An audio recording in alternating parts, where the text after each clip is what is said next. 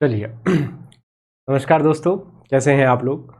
देखिए, मध्य प्रदेश जो sub inspector परीक्षा है उसको लेकर के बहुत सारे मैसेज, बहुत सारी क्वेरीज हमारे पास आ रही हैं। आप सबको पता होगा कि पिछले साल भी मध्य प्रदेश के अंदर सब इंस्पेक्टर का जो एग्ज़ाम हुआ था उसमें प्रीलिम्स, मेंस और इंटरव्यू के अलावा फिजिकल भी था। तो अलग अलग 4 स्टेज में एग्ज़ाम होता है। प्रारंभिक चरण मध्य प्रदेश सब इंस्पेक्टर का जो होने वाला है वो अभी नोटिफिकेशन के बाद ही हमें पता चलेगा कि उसकी तारीखें क्या रहेगी।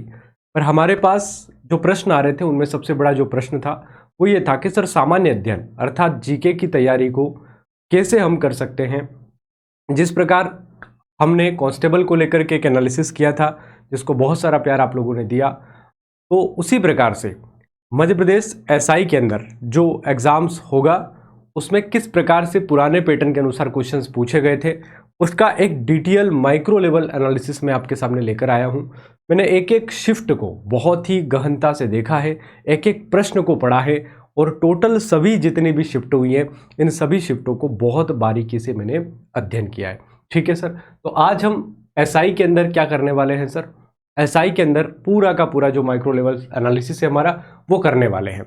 आपको मैं बता दूं कि एसआई की जो प्रारंभिक परीक्षा है इस प्रारंभिक परीक्षा के अंदर टोटल 10 विषय पूछे जाते हैं। सर, कितने विषय पूछे जाते हैं? 10 विषय पूछे जाते हैं। 10 विषय में से जीके के अंदर जो सब्जेक्ट है उनमें एक तो आपका पूछा जाता है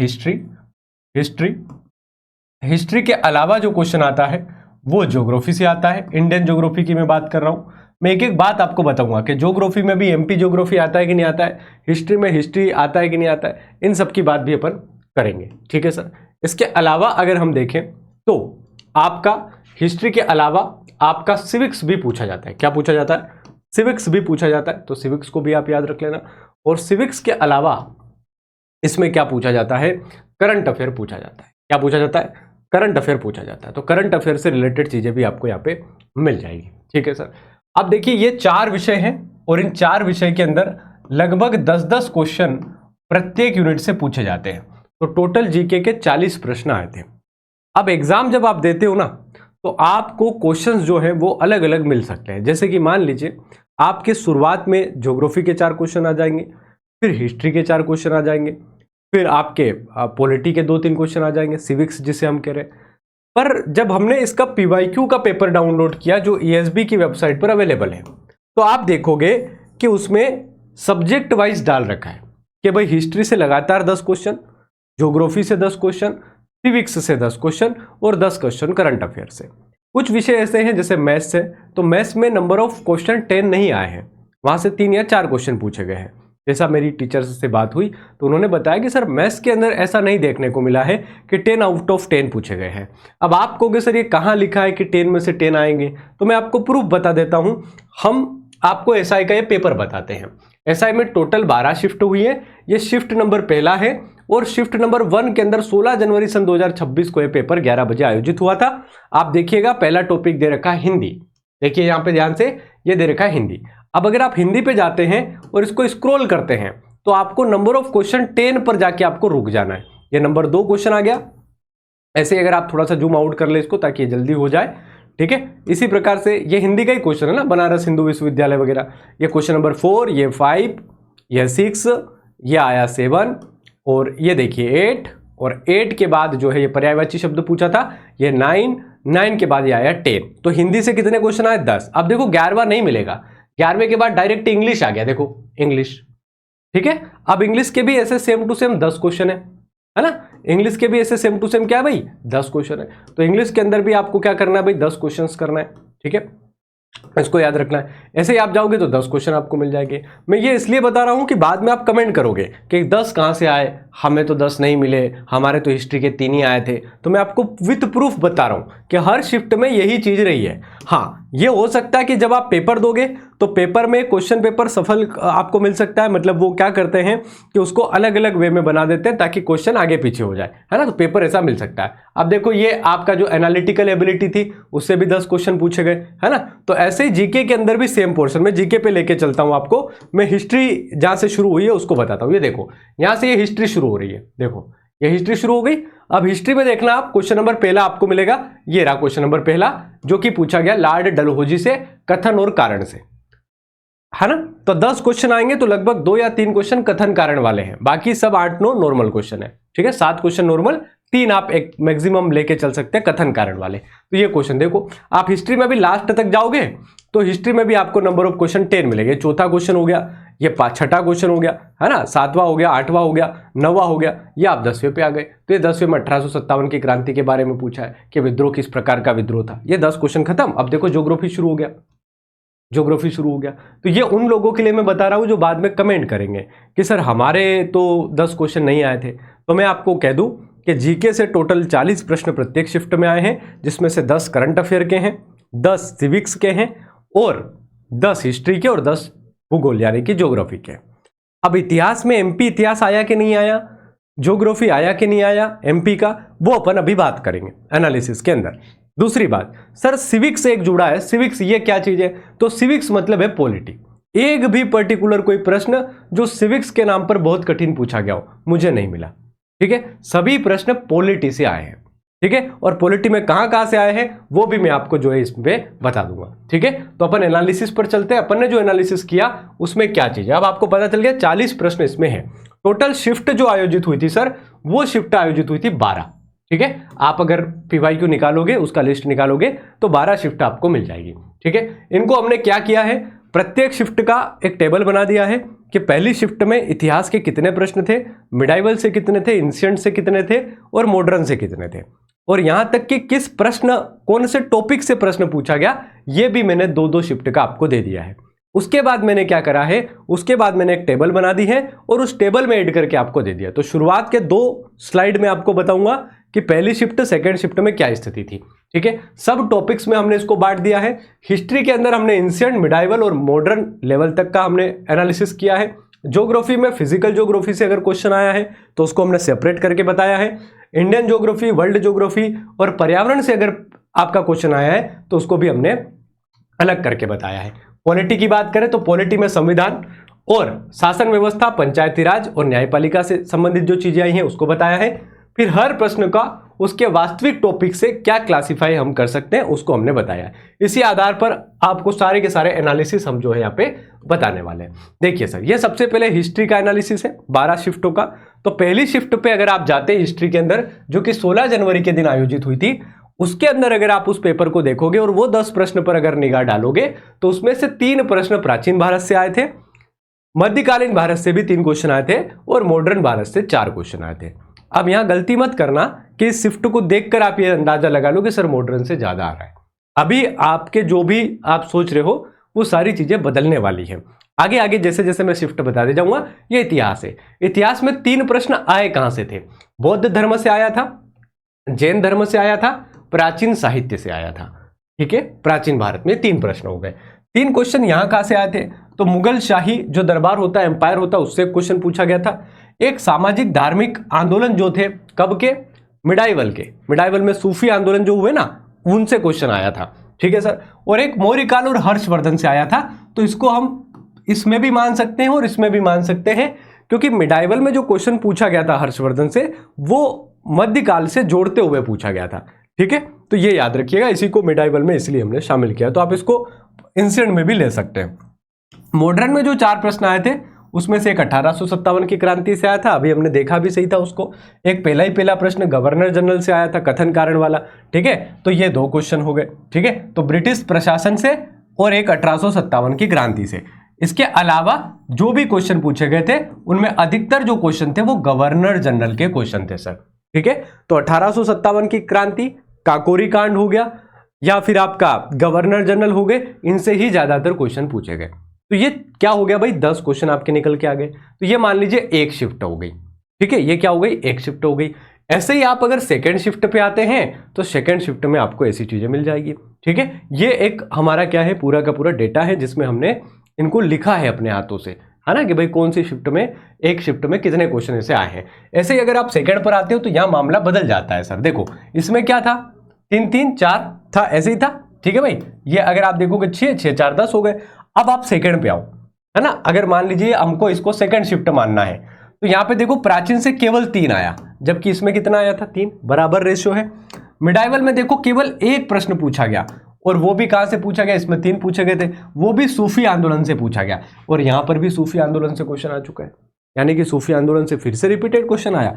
आधुनिक भारत से 4 क्वेश्चन पूछे गए, जो कि यहां पर भी आपके कितने क्वेश्चन थे, पिछले में भी आपके इसमें 6 क्वेश्चन पूछे गए नए वाले में, पिछले में 4 पूछे गए, यानी कि इसके पहले जो मैंने बताया उसमें 4 और अब जो मैं बता रहा हूं उसमें 6 पूछे गए। कहां से पूछे गए, देखो लॉर्ड मिंटो से पूछा गया, चार्टर एक्ट से पूछा गया, गांधी जी का जो करो या मरो वाला आंदोलन था, ये नारा वगैरह, उसका स्टेटमेंट एसेशन रीजन पूछा गया, है ना, काकोरी कांड पूछा गया, काकोरी कांड जो हुआ था, पूना पैक्ट से एक क्वेश्चन था, और एक ब्रिटिश शासन से संबंधित एक अन्य प्रश्न था। तो टोटल नंबर ऑफ क्वेश्चन यहां बदल है, यहां पे क्या हो गए, टोटल नंबर ऑफ क्वेश्चन 6 हो गए सर मॉडर्न हिस्ट्री से। अगला देखो मध्यकालीन से केवल 1 आया, जहां पहले 3 आए थे, यहां पे वापस से 3 है, यहां बराबर रेशो है, लेकिन आधुनिक में मामला चेंज हो गया। तो ये 2 शिफ्ट का मैंने आपको क्या कर दिया, एनालिसिस कर दिया। अब अगर मैं इसी प्रकार से सारी शिफ्टों को आपको बताऊं, तो प्राचीन में शिफ्ट 1, 3, 2 ऐसे जाते जाएंगे, तो लगभग 6 शिफ्ट तक हमने एनालिसिस कर रखा है कि आपको कहां से कितने क्वेश्चन आए। ठीक है, अब इसी को अगर मैं 12 शिफ्टों के साथ, यहां पे टाइपिंग एरर है, 12 शिफ्टों के साथ जोड़ दूं, तो 12 शिफ्टों में ये नंबर ऑफ क्वेश्चंस कितने बनेंगे, लगभग 60 बन रहे हैं सर प्राचीन भारत से। ठीक है, क्योंकि कभी 3 आए, कभी 3 आए, फिर 4, फिर 7, 6, 7 ऐसे। ठीक है, यहां पर कुल प्रश्न ये किसके, 6 शिफ्ट के हैं, है ना, यहां से 6 शिफ्ट का टोटल है 27 प्राचीन से, और अगर मैं इसी को 12 शिफ्ट में कन्वर्ट करूंगा तो ये पहुंच जाए, यहां जगह नहीं थी तो मैंने 6 से डायरेक्ट आपको टोटल आपको देखना है ना कि कितने आए होंगे, तो टोटल यहां पे आपको 60 क्वेश्चन तक मिल सकते हैं। ठीक है, टोटल 60 क्वेश्चन तक आपको मिल सकते हैं। उसके बाद मध्यकालीन पर आप आओगे तो टोटल नंबर ऑफ क्वेश्चंस की संख्या आपको 33 तक मिलेगी, यानी कि आधा हो गया भाई। ठीक है, आधा हो गया, नंबर कितना हो गया, आधा हो गया। फिर अगर आप आओगे आधुनिक भारत से, तो यहां पर जो नंबर ऑफ क्वेश्चंस की संख्या मिलेगी वो आपको 40 तक मिल सकती है। ठीक है सर, यहां पे आपको इसका सब कर लेना है, उसके हिसाब से 12 शिफ्ट का ये आ जाएगा डाटा। ठीक है, तो आपको क्या पता चला सर कि हमें लगभग सभी टॉपिक से बराबर क्वेश्चन, नंबर ऑफ क्वेश्चन मिले हैं, लेकिन प्राचीन भारत से नंबर ऑफ क्वेश्चंस की संख्या थोड़ी सी ज्यादा रही है।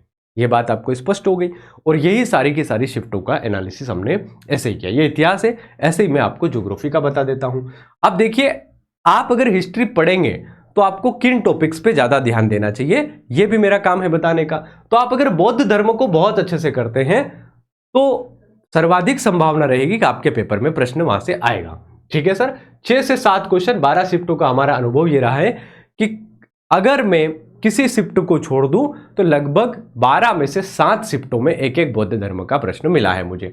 ठीक है, वैदिक काल और वैदिक साहित्य, वैदिक साहित्य का मतलब होता है ब्राह्मण ग्रंथ, ऋग्वेद, यजुर्वेद, है ना, वेदांग कितने हैं, ऐसे जो क्वेश्चन थे उनकी संख्या 4 से 5 थी सर। ऐसे ही महाजनपद में, जैन धर्म में, मौर्य काल में, गुप्त काल में, हड़प्पा सभ्यता में, है ना, ऐसे आपको क्वेश्चंस मिले हैं। यहां पर आप मौर्य काल के पास ऐड कर लो हर्षवर्धन का काल, हर्षवर्धन से भी क्वेश्चंस पूछे गए। ठीक है, गुप्त काल हो गया, हड़प्पा सभ्यता हो गया, सिकंदर अलेक्जेंडर से टोटल अगर आप देखोगे तो 2 प्रश्न पूछे गए, सभी 12 शिफ्ट मिला करके, अजंता एलोरा और इलाहाबाद का स्तंभ लेख।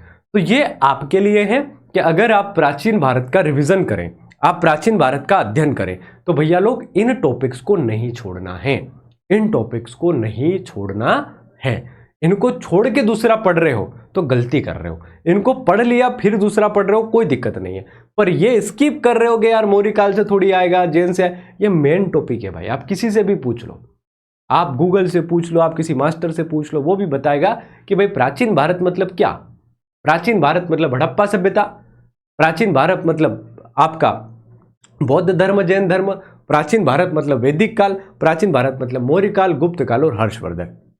ठीक है, मौर्य काल में अशोक वगैरह के बारे में बेहतर तरीके से अपने को पता होना चाहिए। ठीक है, तो यहां से नंबर ऑफ क्वेश्चंस की संख्या बढ़ी।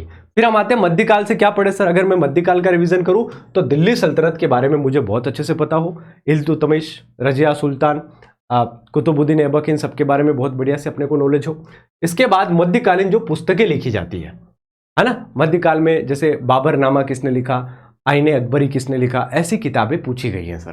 ठीक है, विजयनगर साम्राज्य, जो आपके विजयनगर साम्राज्य इससे रिलेटेड जो भी क्वेश्चन है वो आपको बनने चाहिए। अल बरूनी के बारे में क्वेश्चन पूछा जाएगा। इसमें एक आप ऐड कीजिए मुगल काल, है ना, मुगल काल से भी यहाँ पे क्वेश्चन आया है, मुगल काल। ठीक है, मुगल काल। सूफी आंदोलन, भक्ति और सूफी आंदोलन हुए, तो मुस्लिम जो शेख सलीम चिश्ती वगैरह ये बहुत सारे लोग हैं जो सूफी आंदोलन से जुड़े हैं, उनसे आपको याद रखना है। नव चित्रकला और हैदराबाद, ये नंबर ऑफ क्वेश्चंस क्या लिखे मैंने, एक्सपेक्टेड लिखे हैं कि ऐसे प्रश्न आपको देखने को मिल सकते हैं, क्योंकि 12 शिफ्टों में कुछ ऐसा अनुमान हमारा रहा है। थोड़ा बहुत 19-20 हो सकता है, लेकिन इसकी जो एक्यूरेसी है वो लगभग 98% तक है। आप ये मान के चलिएगा कि हमने बहुत ही गहनता से इसको देखा है। ठीक है, तो ये टॉपिक दिल्ली सल्तनत, मध्यकालीन विजयनगर साम्राज्य, अलबरूनी, सूफी आंदोलन और नव चित्रकला। ठीक है, इसको बनाने में बहुत टाइम लगा है भाई, बहुत टाइम। और वो इसलिए मैं ये वीडियो लेकर नहीं आ रहा था क्योंकि इसको बनाने में ही इतना टाइम लग गया। 2-3 दिन तक हमने इस पर काम किया था। हम चाहते थे कि बहुत नजदीक तक हम पहुंचे। अब कांस्टेबल में क्या था, हमारे पास 80 शिफ्ट थी, तो हमारे पास डेटा बहुत था, तो हम अनुमान जल्दी लगा सकते थे, एवरेज निकाल के एनालिसिस कर सकते थे। यहाँ पे शिफ्ट केवल 12 है, डाटा भले ही कम है, पर अनुमान लगाना कि आएगा क्या थोड़ा सा मुश्किल हो जाता है। ठीक है सर, चलिए। आधुनिक भारत बहुत ही आईएमपी है, तो आप लोगों को मेरी सलाह है, सबसे पहले तो आप प्राचीन भारत निपटाएंगे, उसके बाद आप आधुनिक निपटाएंगे, और आधुनिक के बाद आपका जो नंबर आएगा वो किसका आएगा, मध्यकाल का आएगा, है ना। तो सबसे बढ़िया आपको दोनों को वेटेज देना है, आधुनिक को और प्राचीन को लगभग बराबर देना है। थोड़ा सा एक नंबर आगे मान सकते हैं आप प्राचीन को, है ना, पिछले साल के अकॉर्डिंग में बता रहा हूं, है ना। अभी पैटर्न चेंज हो ये मुझे नहीं पता, पर पिछले साल का मेरा जो एनालिसिस है वो इस पर आधारित है। ठीक है सर। गवर्नर जनरल से सबसे ज्यादा प्रश्न आए थे, 1857 की क्रांति से, भारतीय राष्ट्रीय आंदोलन से, स्वतंत्रता संग्राम वगैरह से, सुभाष चंद्र बोस, भारत छोड़ो आंदोलन, भारतीय प्रेस, पूना पैक्ट, काकोरी कांड, कांग्रेस का बॉम्बे प्लान, यहां से क्वेश्चन आया है, पहली दूसरी शिफ्ट में मिल जाएगा। दादा भाई नौरोजी का poverty and British rule in India नामक किताब के बारे में पूछा गया है, और प्रेस पर सेंसरशिप किसने लगाई थी, ऐसे क्वेश्चंस भी पूछे गए हैं। तो ये आपके क्या हो गए, मॉडर्न के हो गए। अगर मैं मॉडर्न का एक लाइन में आपको बताऊं तो मॉडर्न को आपको कहां से शुरू करना है, मॉडर्न को आपको शुरू करना है मेन 1857 से, 1857 से लगा के आजादी तक, जिसमें कैबिनेट मिशन और संविधान सभा वगैरह जो अपनी बनी है, उस तक आपको अच्छे से इसको रिवीजन करना है, अच्छे से इसको पढ़ना है। ठीक है, तो आपकी सारी चीजें, और वन लाइनर लूसेंट वगैरह में भी आप पढ़ते हो। ठीक है, ये सारी की सारी चीजें हैं। चलिए, तो ये तो हो गया हिस्ट्री का मामला अपना। अब मैं आपको बता देता हूं कि भाई ज्योग्राफी के अंदर क्या स्थिति रही। ठीक है, ये भूगोल का एनालिसिस देख लीजिए, ये भूगोल है, इससे भी 10 क्वेश्चन आएंगे भाई। मैं पहले ही बता चुका हूं 10-10 क्वेश्चन आते हैं, प्रूफ के साथ बता चुका हूं, है ना। तो आपको 10 क्वेश्चन मिलेंगे।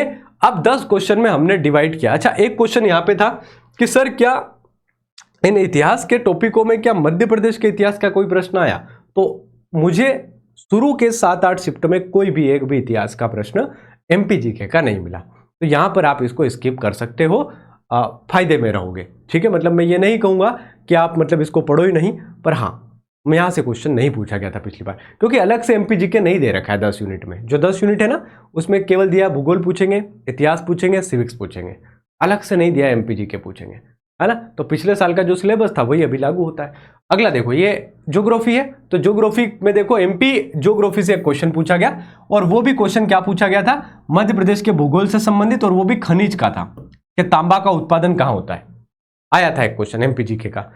8 क्वेश्चन पूछे गए थे भारत के भूगोल से, उसमें भी क्या पूछा गया था, लोएस का मैदान, गोएस नहीं है, लोएस का मैदान, जो लोएस आकृति बनती है बालू से, उसके बारे में क्वेश्चन आया था। फिर लक्षद्वीप का पुराना नाम क्या है, कोयला खनिज कहां होता है, अंतरदेशीय जलमार्ग की लंबाई बताओ भारत में कितनी है, उसके बाद मेट्रो रेल परियोजना से एक क्वेश्चन, उपग्रह संचार से एक क्वेश्चन, और एक अन्य भारत के भूगोल से एक एक्स्ट्रा क्वेश्चन पूछा गया। तो टोटल नंबर ऑफ क्वेश्चन 8 तो ये हो गए। एक हो गया एमपीजीके का, ये ऐसे में 2 शिफ्ट के आपको बता रहा हूं, मैंने तो सारी शिफ्ट के कर रखे, पर मैं आपको 2 के बता रहा हूं, ताकि आपको जो फाइनल टेबल मिले उसको आप थोड़ा यकीन के साथ देख पाए। ठीक है, मध्य प्रदेश भूगोल एक क्वेश्चन, और एक क्वेश्चन विश्व भूगोल भौतिक भूगोल से आया था। भौतिक भूगोल में आपके राजस्थान के लोएस मैदान और एक उष्णकटिबंधीय चक्रवात के बारे में क्वेश्चन पूछा गया था। तो टोटल कितने हो गए भाई, इंडियन ज्योग्राफी सबसे ज्यादा पूछी जाएगी। ठीक है, ये हो गए टोटल 10 क्वेश्चन। अगली शिफ्ट पर अगर मैं आ जाऊं, है ना, रेंडमली शिफ्ट है ये, कोई भी 2 शिफ्ट हमने उठाई और आपको डेटा दे रहे हैं। भारत के भूगोल से आए 10 क्वेश्चन, एक भी क्वेश्चन इसमें एमपीजीके का नहीं था। पर जब ज्योग्राफी का मैं एनालिसिस कर रहा था तो मुझे एक बात पता चली कि एमपीजीके का एक आध क्वेश्चन किसी न किसी शिफ्ट में आता रहता था, और उसका बड़ा कारण है आने का मध्य प्रदेश के अंदर खनिज व्यवस्था। मध्य प्रदेश में जो तांबा, मैग्नीज और ये सब है, यहीं से आया है वो क्वेश्चन। एक क्वेश्चन अगर एमपीजीके का आया है तो वो खनिज से ही आया है। ठीक है, तो खनिज की रैंकिंग वगैरह आप अच्छे से एमपी की देख के जाएंगे। ज्योग्राफी से आए 10 क्वेश्चन। मैग्नीज, हिमालय पर्वत, अभ्रक, भारत के तेल क्षेत्र, यूरेनियम, सौर ऊर्जा, जल परिवहन, हवाई यातायात और इंदिरा गांधी नहर। ज्योग्राफी में सबसे बढ़िया प्लस पॉइंट मैं आपको बताता हूं कि आप सबसे पहले खनिज पढ़ो। भारत के हर शिफ्ट में एक क्वेश्चन है खनिज का, या तो कोयला पूछेगा, या लोहा पूछेगा, या कोई और खनिज पूछेगा, पर हर शिफ्ट में एक आध क्वेश्चन खनिज का मिलेगा आपको। आप पेपर उठा के देख सकते हो। ठीक है, हर शिफ्ट में एक क्वेश्चन है। ठीक है, तो यहां पे देख लो, मैग्नीज मिला, हिमालय पर्वत, अभ्रक मिल गया आपको, देखो दो दो आ गए। ये भी अभ्रक भी खनिज है, मैग्नीज भी खनिज है, 2 क्वेश्चन आए। मतलब यूरेनियम तीसरा क्वेश्चन देखो, है ना, 3 क्वेश्चन खनिज से आए भैया इस शिफ्ट में, 3 प्रश्न केवल खनिज के। तो जब हम खनिज बहुत अच्छे से पढ़ लेंगे, खनिज का टॉपिक बहुत अच्छे से पढ़ लेंगे, तो हम क्यों अच्छे से नहीं कर पाएंगे बताओ, है ना। टोटल 10 क्वेश्चन पूछे गए। एक और शिफ्ट देख लो। ठीक है, एक और शिफ्ट अगर आप देखोगे तो यहाँ पे आपको पता चल, अच्छा 2 करवा दी ना मैंने, एक ही हो गई, एक ही हो गई, 2 इतिहास की बता दी, 2 ये बता दी। ऐसे ही हमने अनुमान लगाया तो हमको फाइनल आउटपुट क्या मिला सर? फाइनल आउटपुट हमें ये मिला कि भाई 12 शिफ्ट में टोटल 120 भूगोल के प्रश्न पूछे गए हैं। उनमें से 111 प्रश्न केवल इंडियन ज्योग्राफी के, भारत का भूगोल। जैसे कोई बच्चा पढ़ता ना सर, वर्ल्ड ज्योग्राफी पढ़े कि इंडियन पढ़े कि एमपी पढ़े, तो भैया ये स्थिति है। 111 विश्व भूगोल 2, मध्य प्रदेश का भूगोल 5, यानी कि आधी शिफ्ट में आया है एमपी का एक क्वेश्चन, आधी में नहीं आया है। ठीक है, भौतिक भूगोल के 2, फिजिकल ज्योग्राफी में 2 क्वेश्चन, मतलब उष्णकटिबंधीय चक्रवात क्या होता है, शीतोष्णकटिबंधीय चक्रवात क्या आता है, भू आकृति क्या होती है, इस प्रकार से क्वेश्चन। तो अगर मैं 12 शिफ्टों का एवरेज निकालूं तो मुझे 111 प्रश्न मिलेंगे भारत के भूगोल के, 2 क्वेश्चन मुझे मिल सकते हैं विश्व भूगोल के, और इन्हीं 2 को मिला दो तो 4 हो जाएंगे। भाई ये भी तो विश्व भूगोल कहलाता ना, ये भी विश्व भूगोल कहलाएगा, ये भी विश्व भूगोल कहलाएगा। 5 क्वेश्चन मिलते हैं इससे, यानी कि यहां पर भी एमपी जीके का वेटेज न के बराबर, यानी कि बहुत कम था। टोटल जो एवरेज निकला है वो लगभग 111 प्रश्न 120 में से 110 मान लो। चलो आप, अगर आप 100 भी मानेंगे ना तो भी इंडियन ज्योग्राफी सबसे पहले पढ़ना है बिना देर किए। ठीक है, तो इसको याद रख लेना, इंडियन ज्योग्राफी। अब इंडियन ज्योग्राफी में पढ़ना क्या है देखो जरा। खनिज और खनन सबसे पहले, नंबर ऑफ क्वेश्चन 20-20 क्वेश्चन तक आए हैं। मतलब अगर आप 13 दूना 26, 12 दूना 24 भी करोगे तो हर शिफ्ट में 2 क्वेश्चन मिल जाएंगे। 20 का एवरेज निकल रहा है, 12 शिफ्ट हमारी हुई है, तो हो सकता है किन्हीं 2 शिफ्ट में नहीं आएंगे, बाकी सब में 2-2 आए हैं। ठीक है, परिवहन आपको पढ़ना है, कौन सा हाईवे बड़ा है, रेलवे का अभी कितना नेटवर्क है, नेशनल वाटरवे हमारे कौन कौन से हैं, पोर्ट जो हमारे हैं, बंदरगाह है, वो पढ़ लेना, वहां से क्वेश्चन आया है। ऊर्जा संसाधन, solar, thermal, hydro, renewable energy से क्वेश्चन पूछे गए हैं। ठीक है, एवरेज आप अगर निकालोगे तो इतने प्रश्न आपको मिल सकते हैं। वन एवं जैवमंडल से क्वेश्चन पूछे गए। आपको इस एनालिसिस का फायदा क्या उठाना है?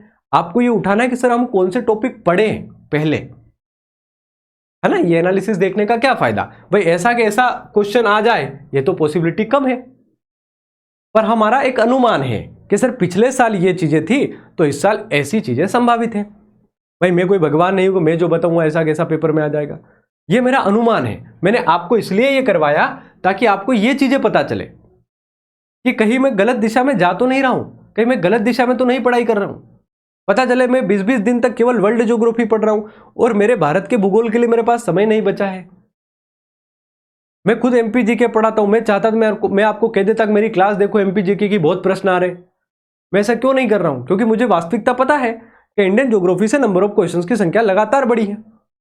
अब वो तो आपके कारण इंडियन ज्योग्राफी बंद कर दी मैंने, है ना, क्योंकि मैंने आपसे कहा था कि भाई रिस्पॉन्स होना चाहिए। मैंने तो फ्री ऑफ कॉस्ट यूट्यूब पर चालू कर दी थी पूरी ज्योग्राफी, पर आप लोगों ने दगा दे दिया मेरे को, इसलिए मैंने बंद कर दी। नहीं तो फ्री ऑफ कॉस्ट सारी टॉपिक पढ़ा रहा था मैं तो। आई बात समझ में? चलिए, आप समझते नहीं हो इस बात को, है ना। ये पूरा ही कवर हो जाता भैया आपका, आपको ज्योग्राफी कहीं से पढ़नी नहीं पड़ती, है ना, पर आपने गलती कर दी एक जगह। वन एवं जैवमंडल यानी कि राष्ट्रीय उद्यान से क्वेश्चन पूछे गए। नदियां और बांध से भी प्रश्न आएंगे भाई। नंबर ऑफ क्वेश्चन 8 से 10 तक पूछे गए, मतलब आपको हर शिफ्ट में एक आध क्वेश्चन मिल सकता है। जलवायु, अगर ये 10 से ऊपर जा रहा मतलब हर शिफ्ट में एक क्वेश्चन आने की संभावना है। अगर ये 20 से ऊपर जा रहा 18-20 से मतलब 2 क्वेश्चन आने की संभावना है हर शिफ्ट में ना। ये एक एवरेज हमने निकाला है। कृषि एवं फसलें, यहां से क्वेश्चन आएगा, रैंक वगैरह पूछ लेगा कि अभी एक क्वेश्चन आया था, मैंने देखा था ज्वार में कौन सा राज्य प्रथम है ना, ज्वार जो उत्पादन होता है उसमें पूछा था। ठीक है, पर्यावरण प्रदूषण से क्वेश्चन आया, ओजोन, क्षोभ मंडल और इनसे भी क्वेश्चन आया, ध्यान रखना। है ना। या जो पर्यावरण के टॉपिक होते हैं ना, कार्बन डाइऑक्साइड की मात्रा कैसे क्या, तो इनसे भी 6-7 क्वेश्चन पूछे गए। मतलब किसी शिफ्ट में नहीं आया, लेकिन 5 शिफ्ट में नहीं आया है, 7 शिफ्ट में क्वेश्चन आया है। ओजोन परत, शोभ मंडल, ट्रोपोस्फियर, इनसे प्रश्न पूछा गया है। ठीक है। औद्योगिक क्षेत्र से क्वेश्चन पूछे गए। औद्योगिक क्षेत्र में पूछा है बरौनी तेल क्षेत्र कहां आता है, डिगबोई असम का तेल क्षेत्र कहां आता है, ऐसे औद्योगिक क्षेत्र पूछे गए हैं, है ना। बोकारो स्टील प्लांट, उसके बारे में क्वेश्चन आया था, याद रखिएगा। राज्य आधारित भूगोल के प्रश्न आए थे 5 से 6। राज्य आधारित मतलब एमपी का भूगोल, और एमपी के भूगोल में आपको याद रखना है तांबा, कोयला, मैग्नीज, ऐसे क्वेश्चन पूछे गए कि मैग्नीज कहां मिलता है एमपी में, तांबा कहां मिलता है। तो मध्य प्रदेश के भूगोल से यहां से नंबर ऑफ क्वेश्चन पूछे गए। ठीक है सर, ये अपने को याद कर लेना है। हिमालय पर्वत और इसकी स्थलाकृतियों के बारे में, प्लस मैदानों के बारे में, भारत में उत्तर का मैदान। अब आपको कि सर ये तो पूरा ही ज्योग्राफी हो गया, पर भाई इसमें मैंने स्पेसिफाइड टॉपिक आपको बता दिए, या क्वेश्चन आ कहां से रहे, ये पूरा भूगोल नहीं है। अगर आप इन एक एक टॉपिक को भी अपनी डायरी में लिख के उसको अनुसार सारी चीजें पढ़ लोगे तो आपका काम हो जाएगा, है ना। हमने आपका काम आसान करने का काम किया। हो सकता है बहुत सारे लोग नेगेटिव कमेंट वाले आएंगे, पिछली बार कांस्टेबल में भी आए थे, पर आप देखिए कि आप लोगों के लिए किस लेवल तक की चीजें हमने करने का प्रयास किया है, ताकि आप भटको ना, आपको यह पता रहे कि पढ़ना क्या है ना। तो ये एक हमने क्या करा है, अनुमान करा है। अब मैं आता हूं सिविक्स पर। सिविक्स में वही 10 क्वेश्चन आए होंगे, 12 शिफ्ट हुई है, टोटल 120 प्रश्न। ठीक है। पहली बात, सिविक्स में एक भी पर्टिकुलर प्रश्न सिविक्स से नहीं है। सिविक्स मतलब क्या होता है पता है, सिविक्स में अलग सिद्धांत वगैरह कुछ होते हैं। हमने स्पेशली क्लास ली थी 15 क्लासेस, मुझे उसका दुख है कि हमने वो 15 क्लासेस पढ़ाई थी बहुत अच्छे लेवल की, पर सिविक्स के नाम पर केवल पॉलिटी पूछा गया।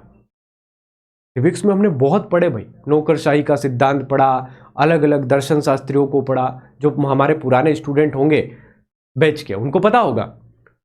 लेकिन आप देखिए कि टोटल सिविक्स में 12 शिफ्ट टोटल थी, तो उनमें से भारत के संविधान से 6 प्रश्न और एमपी जीके के 4 प्रश्न आए। आपको कि सर इसमें एमपी जीके कैसा आता है, पॉलिटी का एमपी जीके, सिविक्स में क्या एमपी जीके होगा। तो जो राज्य के प्रश्न है, जैसे राज्यपाल, मुख्यमंत्री की नियुक्ति कैसे होती है, इसको मैंने राज्य में कंसीडर किया है। होता तो ये भी पार्ट ऑफ संविधान है, कॉन्स्टिट्यूशन का ही पार्ट है, पर भाई स्टेट वाइज हो गया ना। वो पूछ लेंगे भाई मध्य प्रदेश के पहले मुख्यमंत्री कौन थे, तो भले ही प्रश्न पॉलिटी का है, पर वो तो एमपी जीके में काउंट होगा, क्योंकि स्टेट की पॉलिटी भी तो हम पढ़ते हैं ना, राज्य की पॉलिटी पढ़ते हैं हम एमपी जीके के अंदर। राज्य व्यवस्था, राज्य की राज व्यवस्था कि विधानसभा कैसे चलती है, विधान परिषद कैसे चलती है। तो याद रखना भाई, मध्य प्रदेश की राज व्यवस्था से 4 क्वेश्चन। अगर आपको एमपी जीके पर ध्यान देना है एसआई के लिए, तो पॉलिटी एमपी जीके पढ़ना। ठीक है। पॉलिटी एमपी जीके मतलब हमारी विधानसभा में कितने सदस्य है, विधानसभा कैसे चलती है, राज्यपाल क्या काम करता है, रोज आए हैं प्रश्न। ठीक है। विधानसभा से, राज्यपाल से, मध्य प्रदेश के पंचायती राज व्यवस्था से। ठीक है, याद रखेंगे। इधर 6 क्वेश्चन कहां से आए, राज्यसभा से आया। राज्यसभा कैसे काम करती है, मौलिक अधिकार से क्वेश्चन आया था। ये एक शिफ्ट का एनालिसिस बता रहा हूं मैं, ये एक शिफ्ट है। ऐसे में 2 शिफ्ट का बताऊंगा, फिर फाइनल टेबल दूंगा। संघीय प्रणाली से क्वेश्चन आया एक, ठीक है, ये एक शिफ्ट का एनालिसिस है ना। पोर्टफोलियो कैबिनेट मंत्रालय से क्वेश्चन आया, सरकारी संस्थान से क्वेश्चन आया, तो टोटल 10 क्वेश्चन हो गए। तो राज्य वाइज भी आया था इसमें, और पूरा केंद्र सरकार यानी कि ये वाला भी आया था। अब ये सेकंड का देख लो एक बार, भारतीय संविधान से 9 क्वेश्चन और एमपी के राज्य व्यवस्था से 1 क्वेश्चन। एमपी की राज्य व्यवस्था से कितना क्वेश्चन, 1 क्वेश्चन। वो भी किससे आया पता है आपको, विंध्य प्रदेश से। आप पेपर उठा के देखो, आप अगर पेपर उठा के देखोगे ना, तो शुरुआत की 6-7 शिफ्ट में 1 क्वेश्चन विंध्य प्रदेश का मिलेगा सिविक्स में। ये विंध्य प्रदेश किसकी राजधानी था, विंध्य प्रदेश के राज्यपाल कौन, हर शिफ्ट में विंध्य प्रदेश का 1 क्वेश्चन। अब मुझे लगता है पेपर सेटर रीवा का था, या वो विंध्य क्षेत्र से आता होगा, तो उसको ज्यादा प्रिय होगा विंध्य। उसने सिविक्स के हर पेपर में शुरुआत की 6 शिफ्ट आप मिलाओ, उसमें से 4 में विंध्य प्रदेश निकलेगा। यकीन नहीं हो तो आप पेपर देख लो, हर शिफ्ट में विंध्य प्रदेश के बारे में पूछा है। एक दिन पूछा विंध्य प्रदेश की राजधानी क्या है, अगले दिन पूछा विंध्य का राज्यपाल कौन था पहला, इस प्रकार से। ठीक है। तो ये जो एक क्वेश्चन दिख रहा है ना, ये विंध्य प्रदेश का ही है ना। बाकी 9 क्वेश्चन कहां से आए, संविधान सभा से, प्रारूप समिति, ड्राफ्टिंग। और ध्यान रखना, सिविक्स सबसे आसान आया है जीके में। अगर सबसे आसान में कहूं तो सिविक्स है, ये बहुत इजी आया, बहुत इजी। ठीक है। पिछली बार इजी आया, इस बार का मुझे नहीं पता, पर मैं पिछली बार की तुलना कर रहा हूं। पिछली बार सिविक्स बहुत इजी आया था, सबसे टफेस्ट जो आया था, सबसे टफ जो आया था वो आया था करंट अफेयर। बहुत टफ करंट अफेयर पूछा गया था, ठीक है, इस बात को ध्यान रखिएगा। राष्ट्रपति की क्षमादान की शक्तियों से 2 प्रश्न आए थे इस शिफ्ट में। ये एक ही शिफ्ट का एनालिसिस है, दो प्रश्न डायरेक्ट क्षमादान से। एक में पूछा आर्टिकल समाधान, आर्टिकल कौन सा है, और अगली में पूछा कि समाधान की शक्तियां पर राष्ट्रपति का जो प्रभाव होता है उसको कौन कंट्रोल करता है, ऐसा कोई प्रश्न था। तो 2 प्रश्न एक के बाद एक। मौलिक अधिकार से वापस से क्वेश्चन, आधार कार्ड विधेयक से क्वेश्चन आया था, और संविधान सभा से संबंधित क्वेश्चन आए थे। तो टोटल 2 क्वेश्चन संविधान सभा से, तो टोटल 9 क्वेश्चन इन्हीं टॉपिक से आए हैं, ठीक है। तो ये आपका सिविक्स का क्या हो गया भाई, 2 स्लाइड हो गई। इन 2 स्लाइड में हमको पता चला कि भाई सिविक्स के नाम पर कोई भी नई चीज नहीं आई, वही पॉलिटी दे दिया गया आपको सिविक्स के नाम पर। अब अगर मैं इसको 12 शिफ्टों में कन्वर्ट करूं तो मुझे 120 में से लगभग 103 से ज्यादा प्रश्न केवल इंडियन पॉलिटी के मिलेंगे। और अगर मैं एमपी का पॉलिटी पढ़ूंगा तो यह संभावना रहेगी कि मेरी शिफ्ट में एक क्वेश्चन एमपी की पॉलिटी का आएगा। 17 है, 12 शिफ्ट थी, तो किसी शिफ्ट में 2, किसी शिफ्ट में 1, यही संभावना बनेगी। भाई किसी शिफ्ट में 1 आएगा, किसी शिफ्ट में 2 आ सकते हैं। 17 है, टोटल 12 शिफ्ट हुई थी।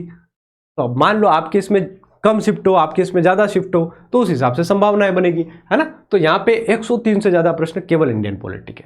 तो आपको सबसे पहले पढ़ना है सिविक्स, बहुत इजी है, अच्छे से रिवीजन कर लो, नोट्स अपने होंगे ही सही आपके पास। उसके बाद आपको जो इजी पड़ेगा वो पड़ेगा ज्योग्राफी। ज्योग्राफी के बाद आप पढ़िए इतिहास, हिस्ट्री। टॉपिक में बता चुका हूं पढ़ना क्या है, इसीलिए आप आए हो यहां पे कि क्या पढ़े, तो इसीलिए टॉपिक भी बता दूंगा मैं। और सबसे लास्ट में आप पढ़ेंगे करंट अफेयर। इसके लिए आप कोई बुक मंगवा लीजिए मार्केट से, बुक आप मंगवा लेंगे तो बुक मंगवाने के बाद ज्यादा बेटर ये हो जाएगा, क्योंकि करंट अफेयर सबसे कठिन पूछा गया है, ठीक है। अब मैं आपको बता देता हूं कि पॉलिटी में कौन से टॉपिक आपको पढ़ के जाना है। संविधान सभा, मौलिक अधिकार फिक्स है भाई क्वेश्चन, 10 क्वेश्चन, मतलब एक मौलिक अधिकार का प्रश्न हर शिफ्ट में आया होगा, ठीक है। राष्ट्रपति उनकी, ये एनालिसिस मतलब क्या है, एवरेज। अब कोई कहते 12 आई थी तो 10 तो प्रश्न है, तो वो फिर अपना आप दिमाग लगाओ। मैंने क्या कहा, 12 है तो 10 क्वेश्चन है, तो एक एक शिफ्ट में सब क्वेश्चन आए होंगे, हो सकता है 2 शिफ्ट में नहीं आया हो। तो आप मेरे शब्दों को मत पकड़ना, मैं क्या बताना चाहता हूं आपको वो देखना कि यहाँ पे 10 प्रश्न है, मतलब संभावना क्या बन रही है कि अगर 12 शिफ्ट थी तो 10 प्रश्न है, मतलब हर एक शिफ्ट में क्वेश्चन आया है, कोई 2 शिफ्ट होगी जिसमें नहीं आया होगा, ठीक है, यही हो रही है संभावना। राष्ट्रपति, उनकी शक्तियां, संसद, लोकसभा, राज्यसभा, विधान परिषद कैसे काम करती है, प्रारूप समिति, संविधान संशोधन की प्रक्रिया कैसे होती है, संघीय व्यवस्था, फेडरल सिस्टम कैसे काम करता है, यहीं से प्रश्न आए हैं भाई। सर्वोच्च न्यायालय, राज्य के डीपीएसपी, नागरिकता, आपातकाल, संविधान की प्रस्तावना, अनुच्छेद, अनुसूचियां, मंत्री परिषद, राष्ट्रीय विकास परिषद, ये अच्छे से पढ़ना है। अभी भी आपको ये तो सारा ही आ गया, तो सारा आ गया भाई, तो टॉपिक बता दिए मैंने, आप इसको अच्छे से नोट कर सकते हो यार, ये टॉपिक बार बार पूछे गए हैं, नंबर ऑफ क्वेश्चन, और ये सीक्वेंस वाइज दिया है मैंने, देखो घटते क्रम में, बढ़ते क्रम में, यहाँ ऊपर ज्यादा है फिर धीरे धीरे कम हो गया, यानी कि इन शुरू के टॉपिक पर बहुत गहनता से हमको पढ़ना है। और मैं तो आपको एक फॉर्मूला बताता हूं पॉलिटी पढ़ने का, कि पॉलिटी की शुरू के भाग 6 रट लो, 1 से लगा के 6 तक, पूरी पॉलिटी वहीं से आती है, 1 से भाग 6 तक, भाग 1 से लगा के 6 तक में ही पूरी पॉलिटी खत्म है, बाकी तो सब क्या है, अलग चीज है। 6 भाग तक अच्छे से पढ़ो, है ना। 95% पॉलिटी के प्रश्न भाग 1 से 6 तक में ही आ जाते हैं, बाकी 5% में बाकी है, ठीक है सर। तो ये आपका हो गया।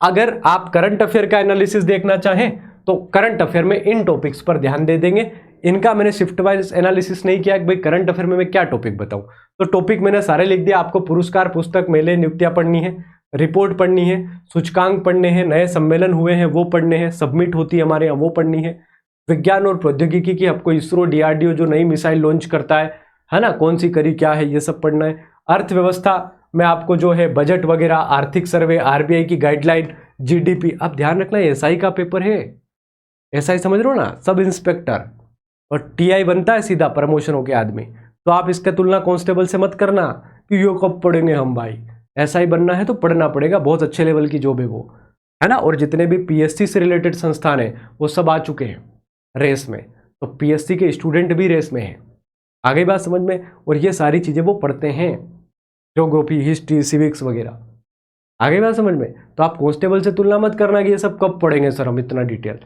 एक कांस्टेबल है और एक एसआई है, दोनों में डिफरेंस है, तो सिलेबस में भी डिफरेंस होगा, क्वेश्चन के लेवल में भी डिफरेंस होगा, सारी चीजों में डिफरेंस होगा।